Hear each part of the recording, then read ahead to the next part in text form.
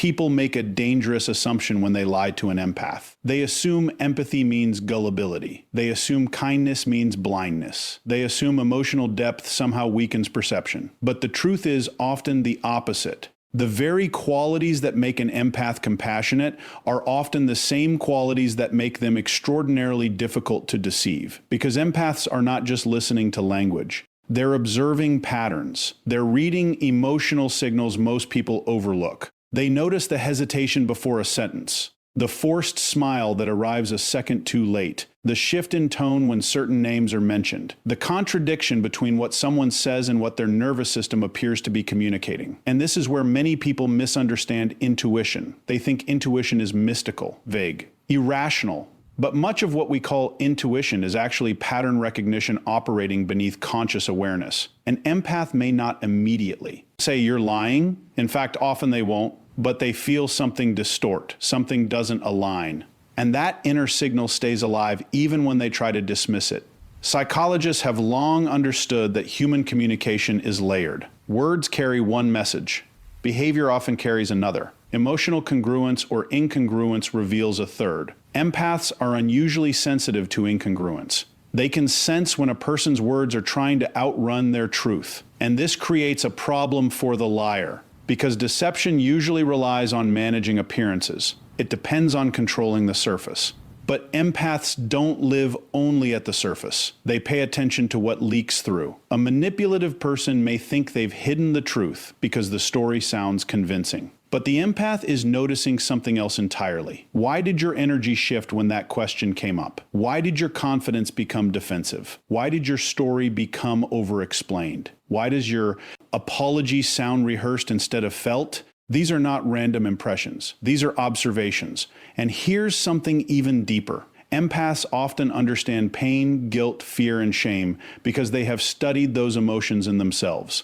They recognize emotional signatures because they have lived them. That makes deception harder to disguise in front of someone who knows what internal conflict looks like. This is why people who lie to empaths often become frustrated. They feel seen in ways they didn't consent to. They sense that their performance is not landing the way they expected, and sometimes they mistake this for judgment when really it is perception. Now, this does not mean empaths are never deceived. In fact, many empaths stay in deceptive dynamics far longer than they should, but not because they fail to sense dishonesty, often because they sense it and then override themselves. They rationalize. Maybe I'm imagining it. Maybe they're just stressed. Maybe I misunderstood. Maybe love means giving the benefit of the doubt one more time. And this is one of the great internal battles of the empath. Not detecting truth, trusting what they detect, because many sensitive people have been conditioned to question their own perceptions, especially if they've dealt with gaslighting, manipulation, or environments where truth was constantly distorted. They may sense the lie immediately, then spend months trying to argue themselves out of what they already know. And this is where wisdom enters. Because maturity for an empath is not becoming more suspicious. It is becoming more loyal to reality. It is realizing that if someone's words and behavior consistently conflict, the conflict is the truth. If someone repeatedly creates confusion, confusion is information. If something feels off over and over again, that feeling deserves investigation. This is not paranoia. This is discernment. And discernment is what turns empathy into power. Because empathy without discernment can be exploited. But empathy with discernment becomes nearly impossible to manipulate. And this is where people make their greatest mistake. They think because an empath stays quiet, they don't notice. Because an empath doesn't immediately confront, they don't understand. Because an empath gives grace, they must be unaware. Often the empath sees far more than they reveal.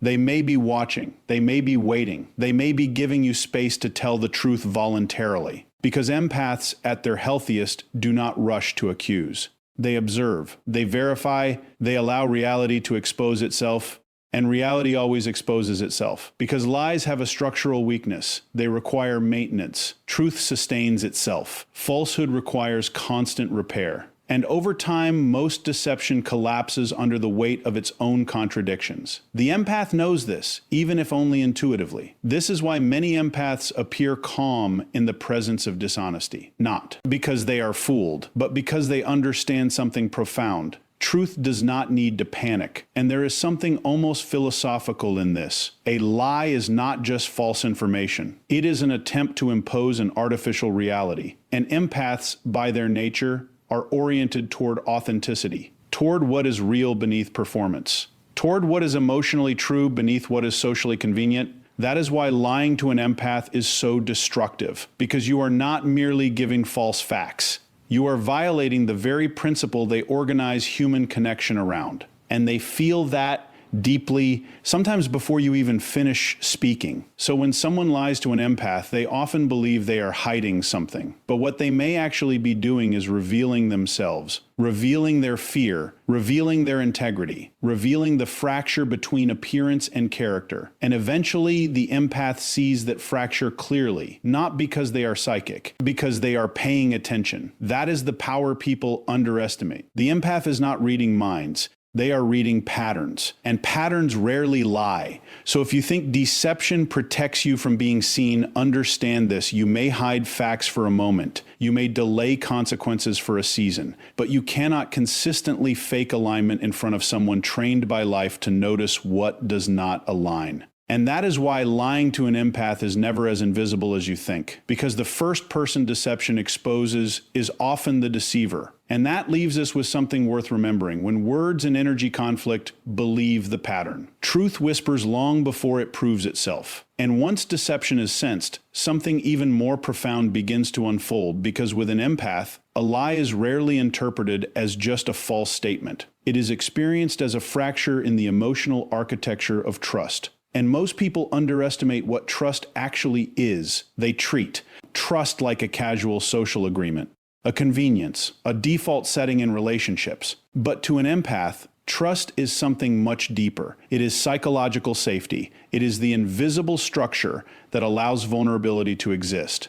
It is the unspoken contract that says what is real between us can be honored. And when that contract is broken through deception, the damage is rarely about the content of the lie alone. It is about what the lie means. Because when someone lies to an empath, the wound is not simply you gave me false information. The wound is you made me build emotional reality around something unreal. And that is betrayal. Betrayal is not disagreement. It is not conflict. It is not even necessarily wrongdoing. Betrayal is the collapse of trusted reality. And that hits an empath differently because empaths do not connect superficially. They invest through meaning, through emotional coherence, through felt honesty. So when dishonesty enters that bond, it does not stay at the surface. It echoes through everything the relationship was built on. Suddenly, the empath is not only questioning the lie, they are questioning every moment surrounding it. Was that apology sincere? Was that promise real? Were those words ever true? Was I loved honestly, or was I managed? And this is where one lie becomes psychologically larger than the event itself.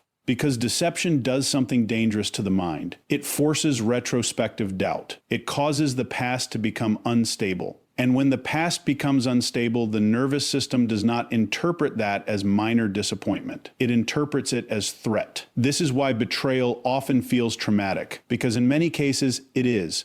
The brain processes relational betrayal in ways remarkably similar to other forms of emotional injury. There is hypervigilance, rumination, cognitive looping, difficulty trusting perception. And for an empath, someone already sensitive to emotional undercurrents, this can cut extraordinarily deep, because what they gave was not casual trust. It was sincere trust. And sincerity, when violated, often becomes pain. Now, here is where many people misjudge the empath completely. They assume the empath is hurt because they are overly emotional, too sensitive, too attached, too idealistic. But that interpretation misses the entire point. The empath is hurt because they took truth seriously, because they believed honesty mattered, because they engaged the relationship as something sacred enough to deserve integrity. And that is not weakness. That is moral seriousness.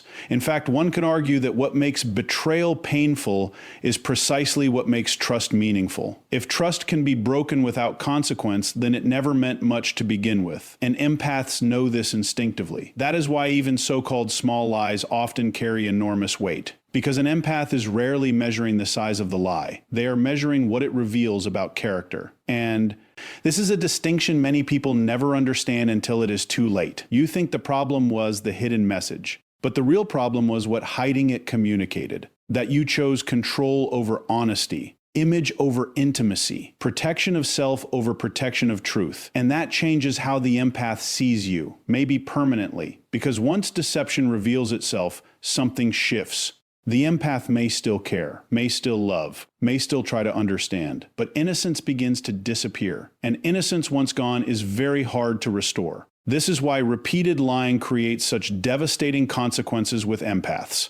Not because they become angry in dramatic ways, but because they begin withdrawing trust at the level where relationships actually live. And when trust withdraws, connection becomes performance. Conversations become cautious. Vulnerability becomes restricted. Presence becomes guarded. The relationship may appear intact externally, while internally it has already begun collapsing. And often the liar does not even recognize this is happening, because they think betrayal is only visible when someone leaves. Often betrayal becomes visible long before departure. It appears in emotional distance, in silence, in reduced disclosure, in the slow closing of access. Because an empath, once wounded enough, does not always explode. Sometimes they simply stop opening doors. And that may be the greater consequence, because anger can still be relational. Anger still engages. Silence born from broken trust is something else entirely. It is disengagement. And that is much harder to repair. Now there is a philosophical truth here worth considering. Every lie attempts to control perception, but every act of trust is an offering of reality. And when you betray trust, you are not just distorting perception. You are dishonoring an offering. That is why betrayal carries moral weight. It violates something human beings require to flourish together. And empaths, perhaps more than most, feel this at a profound level, because they do not merely seek connection. They seek congruence, and deception destroys congruence. This is why lying to an empath often produces a consequence the liar never intended. It does not just expose dishonesty. It teaches the empath where not to place their heart again. And once someone learns that lesson, access changes. Forever, sometimes. So if someone trusts you deeply, if they have given you honesty, emotional safety, vulnerability, understand the responsibility inside that. Do not treat their trust as something resilient enough to survive repeated fractures, because trust is not usually destroyed in one dramatic moment. It erodes through accumulated violations, and what erodes slowly often disappears silently. And silence can be the final evidence that betrayal has already done its work. This is why lying to an empath is such a profound mistake, because what you think is a hidden act may become the very thing that reveals you as unsafe. And once a person sees you as unsafe, persuasion rarely restores what integrity could have preserved. Because trust is not repaired through explanation. It is repaired through truth, consistently, patiently, repeatedly. And many people only understand the value of honesty after they have lost someone who honored it. But by then, the lesson has become consequence. And that leaves us with something worth remembering. A lie does not only break facts, it breaks the reality two people were trying to build. And once reality fractures, rebuilding it costs far more than telling the truth ever would. And after betrayal has been recognized, after the patterns have become undeniable, after trust has been fractured, after the empath has wrestled internally with doubt, forgiveness, rationalization, and painful clarity, something changes. Not dramatically at first, quietly, almost invisibly. And this is where people who have underestimated an empath often make their greatest miscalculation. They assume the empath will keep explaining, keep confronting, keep giving more chances, keep returning to the table to negotiate what should have never required negotiation in the first place. But there comes a point where awareness hardens into decision. And when that happens, the empath's silence becomes one of the most misunderstood forms of power. Because silence in this context is not passive. It is not confusion. It is not surrender. It is resolution. And there is a profound psychological shift inside that moment. Before this point, the empath may have spent enormous energy trying to preserve connection, trying to understand the other person's motives, trying to repair what honesty could have prevented, trying to save the relationship through communication. And this is important to understand. Empaths often do not leave at the first sign of betrayal. They stay far longer than most realize. Not because they are weak, because they believe in restoration, because they tend to see wounds beneath harmful behavior. because they often interpret brokenness before they interpret malice, and because they do not give up easily on what they love. But endurance has limits, and once those limits are reached, the same person who once fought hardest for the connection may become the one who walks away most decisively. This is the part many manipulators never anticipate, because they have mistaken patience for dependency, compassion for tolerance, understanding for permission, and those are dangerous misreadings, because what looked like endless accommodation was often measured grace. And grace, once exhausted, does not always announce its departure. Sometimes it becomes silence. And silence is powerful because it signals something fundamental. The empath is no longer trying to convince you to become honest. They have accepted what you have revealed, and acceptance changes behavior. There is no more arguing, because arguing assumes the other person is open to truth. There is no more over-explaining, because over-explaining often arises when someone still hopes misunderstanding is the problem. There is no more emotional pursuit, because pursuit ends when reality becomes clear. And suddenly the energy that once went outward toward fixing, saving, understanding turns inward, toward boundaries, toward dignity, toward self-respect. And this is where silence stops being absence and becomes authority, because the empath is no longer reacting to deception. They are responding to truth, and truth has simplified everything. Now, psychologically, this is a fascinating shift, because manipulators often rely on emotional engagement.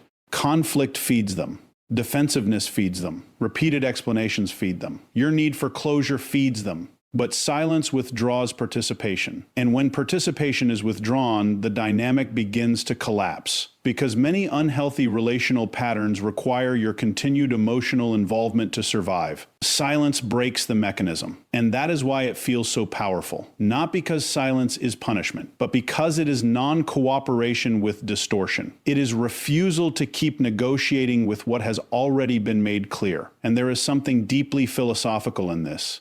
At some point, wisdom is knowing when further dialogue serves truth and when it merely prolongs confusion. That distinction changes lives, because many people believe strength is found in saying more, explaining better, making one final argument that finally forces the other person to understand. But often real strength appears when explanation ends, because you stop needing your reality validated by someone committed to denying it. And that is freedom. This is the awakening many empaths eventually reach. I do not have to keep proving what I know. I do not have to beg honesty from someone choosing deception. I do not have to keep reopening wounds in search of closure from the source of injury. That realization is transformational, because it moves the empath from emotional captivity to psychological sovereignty. And once that happens, their silence unsettles people, because silence removes access. It removes emotional leverage. It removes the familiar script the other person expected to keep playing.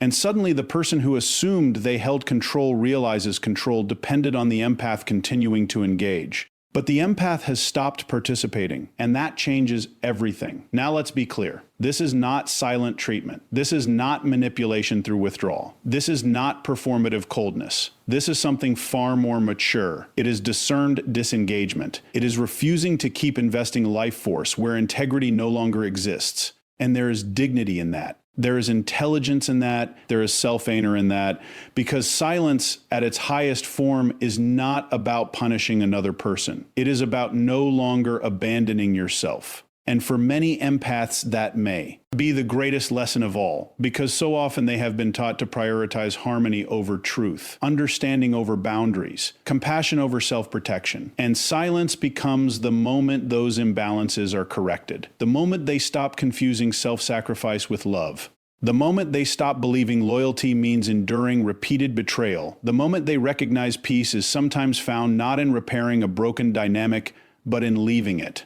And here is what people often learn too late. When an empath becomes silent, it does not usually mean they have stopped feeling. It often means they have felt enough. Enough confusion, enough dishonesty, enough erosion of trust, enough evidence. And once enough has been reached, silence is not withdrawal from power. It is the expression of it. Because the loudest thing an awakened person can sometimes do is stop participating in what diminishes them. That is what makes this silence so misunderstood and so formidable. It does not demand attention. It removes it. It does not threaten consequences. It becomes one. And often, by the time the other person realizes what that silence means, the emotional door has already closed, because the empath did not leave when they stopped speaking. They began leaving when they stopped believing. Silence was simply the final visible sign. And that leaves us with something worth remembering. When truth has been revealed, silence is not weakness. Sometimes it is the most powerful sentence you will ever speak.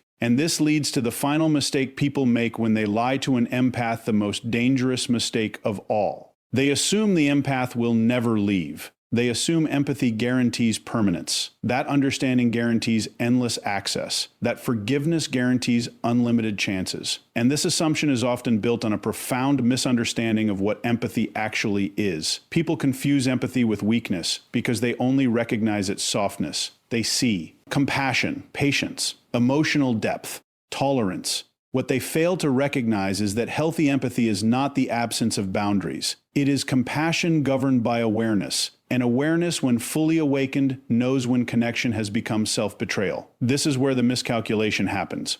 Because the person who lies repeatedly often mistakes the empath's willingness to stay as proof they always will. And repetition creates arrogance. They begin believing there will always be one more apology, one more reconciliation, one more opportunity to repair damage after dishonesty. And that belief can become a form of psychological blindness, because they stop recognizing that every lie is not simply an event. It is an erosion, an invisible wearing down of trust, respect, and emotional safety. An erosion is dangerous precisely because it often goes unnoticed until collapse. The empath may still be present physically, still speaking kindly, still behaving with grace, and yet, internally, something fundamental may already be withdrawing. Because departure often begins long before movement. People think relationships end when someone leaves. Often they end when someone stops investing hope. And that distinction matters, because many people are shocked when an empath walks away. They call it sudden, unexpected, out of nowhere. But it was rarely sudden. It was cumulative. The consequence was forming quietly while the warnings were being ignored. And that is the tragedy. Because the liar often mistakes the absence of immediate consequence for the absence of consequence altogether. But delayed consequences are still consequences. Sometimes they are the most irreversible kind. Now here is where this becomes deeply philosophical. To be loved by an empath is not a casual thing. It means being seen with unusual depth. It means being understood in places you may not even understand yourself. It means being granted emotional access many people never receive. And when someone has that kind of access, they often fail to recognize its rarity until they lose it. Because human beings have a tendency to undervalue what is consistently available. Presence becomes assumed, grace becomes expected, loyalty becomes taken for granted, until one day it is gone. And then what seemed ordinary reveals itself as extraordinary. This is often when regret arrives, not when the lie is told, not even when trust first fractures, but when the empath stops returning, when the emotional field they once held disappears, when the understanding they once offered is no longer accessible, when the person who once saw your wounds and loved you anyway is no longer there. And that loss is often far greater than the deceiver imagined, because they did not merely lose a relationship. They lost a rare form of human presence, and rare things are often recognized only in absence. Now, this is where people misunderstand the empath's departure. They imagine walking away is revenge, punishment, retaliation, but mature empaths do not leave to hurt. They leave to preserve what remains of truth within themselves. That distinction is everything, because leaving at its highest level is not rejection. It is refusal to continue participating in what violates integrity, and there is profound strength in that, especially for someone whose nature is to endure. Because for an empath, walking away is often not the first instinct. It may be the hardest decision they make, which is precisely why, once made, it is often final, because it was not impulsive. It was considered, felt, tested internally, reached only after repeated thresholds were crossed. And this is what people fail to understand. When an empath leaves, they are often not reacting to the last lie. They are responding to the full pattern, to everything accumulated, everything tolerated, everything clarified by repetition. And patterns carry more weight than isolated moments, which is why one final apology often changes nothing, because the issue was never one incident. It was what the incidents revealed: character, And once character is understood, perception changes permanently. This is why the greatest mistake is thinking an empath will stay because they care deeply. Sometimes people who care deeply are the very ones who leave most completely when truth is violated, because they understand the cost of remaining where honesty does not live, and they refuse eventually to pay it. Now there is a lesson here far beyond relationships. It is about how we treat what is valuable, because anything repeatedly taken for granted eventually withdraws. Trust withdraws, respect withdraws, access withdraws, and sometimes people withdraw, not in anger, in clarity. And clarity is difficult to reverse, because once illusion falls away, it rarely returns. The empath now sees what they once tried not to see, and seeing changes everything. This is why lying to an empath is such a profound error, because the lie is not just risking conflict. It is risking the loss of someone whose presence may have been far more rare than you understood, someone who saw beyond your defenses, someone who offered understanding instead of judgment, someone who may have stood beside you through things others would not have tolerated. And if you lose that through deception, the loss may not be replaceable, because not everyone who enters your life will understand you deeply. Not everyone will offer grace repeatedly. Not everyone will fight to preserve connection. And when you mistake that rarity for something permanent, you may destroy what you assumed could never leave. That is the danger. And it is also the warning. Never interpret patience as permission. Never confuse forgiveness with the absence of limits. Never assume a kind heart has no breaking point. Because the strongest boundaries are often formed by those who have loved the deepest. And once those boundaries close, no amount of regret can always reopen them. Because some lessons do not arrive as advice. They arrive as loss. And loss is a hard teacher, often final, which leaves us with something worth remembering. The greatest mistake is not lying to an empath. It is believing they will stay after they have seen who you become when you lie.